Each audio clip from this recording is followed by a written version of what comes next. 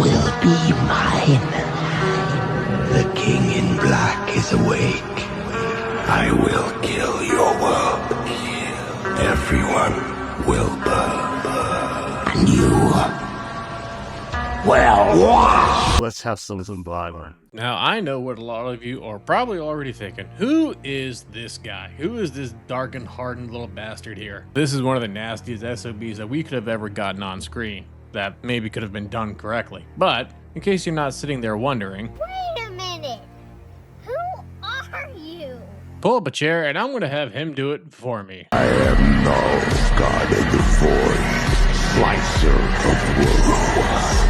The King in Black is not to be screwed with, and god damn it, this guy is awesome. But since we're on another episode of Who Is He, which I like doing on my channel, if you could hit the like, share, and subscribe button, leave a comment down below on what you think about this series, and let me know who you'd want to see next. I'd appreciate it. I really would.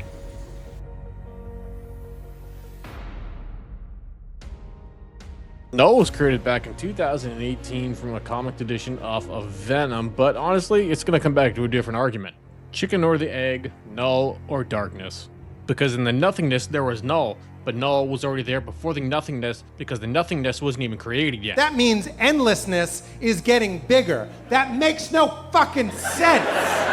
Is he a god? Is he a demon? Nope, he's a deity, which means he was there obviously before nothing, but then all of a sudden he just got flashbanged in his own room and woken up. And who woke him up? The Celestials, the guy that's do absolutely nothing.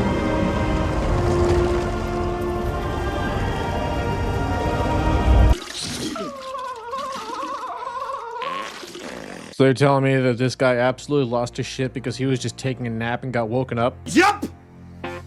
Oh, what is he talking about? Oh, you know exactly what I'm fucking talking about. You know it's dark 30 in the morning. Mom comes in to wake you up for school. She turns on your bedroom light. It's like a flashbang in the middle of the morning. Boom. Now you're up. But little did they know that this was just the beginning of the end. Little did the Celestials know. Knull even had to tell them, but my kingdom was not empty. The Abyss was not dead. Not hollow. In my land, this was not theirs to raise, reform, and remake. So what did he do with the squatters? No, they didn't have squatters' rights. He created the Necro Sword and said, fuck you, and cut one of their heads off. Yeah, you remember when we got to see the Necro Sword for the first time?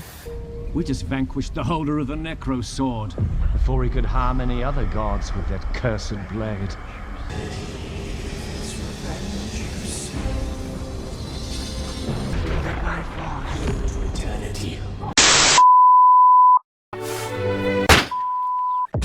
God, I fucking hate that movie. So obviously the Celestial said, no, that's not okay. Even though we decided to wake you up, we're gonna banish you to the Void, which was their biggest freaking mistake. So Knull decided to have a party.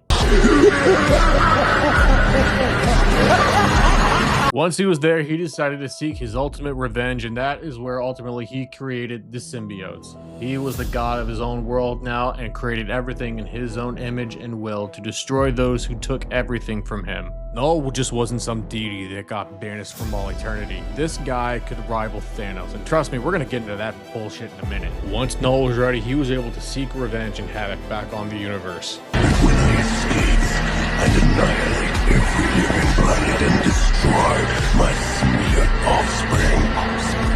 So this was Knull's mission. He wanted to take down every god from disrupting him from what the Celestials did, and he sought his revenge in the darkest and most violent way possible by taking their life. But eventually, Knull did fall one day. That day came when he tried to go against almost a dragon-like symbiote that was able to take him down. And of course, who was able to finish off the job? Thor himself. Still not forgiving you for that movie though. Once the symbiotes were able to see that a god could bleed, even though as Knull, they were able to see him as a lesser being and eventually able to overthrow Knull. Once Knull was able to find out he could not control some of the symbiotes anymore and they spawned endlessly, they were able to overthrow him to a place called Clintar, which is also famously called the Cage. Doesn't pay to be a dick, buddy. This explains what we saw in Venom: The Last Dance, which was a mid-movie at best, if you want to call it that, while we were able to see why the symbiotes were always so afraid of Knull. He has to stay locked up. If this guy gets loose, everyone is going to die.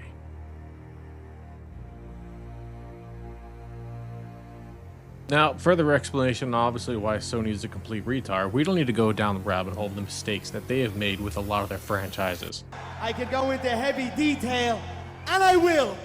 and I will go into heavy detail. Now, say what you want about the first Venom movie, but you know what? I thought it wasn't half bad. It was entertaining. I thought Tom Hardy's an awesome actor and he played the role pretty freaking good. And I was excited to see what they had next. And then I saw what they had next.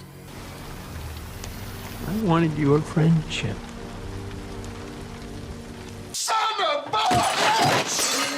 Yeah, well, you guys fucked that one up big time. Seriously, no R rating for that movie? Not today.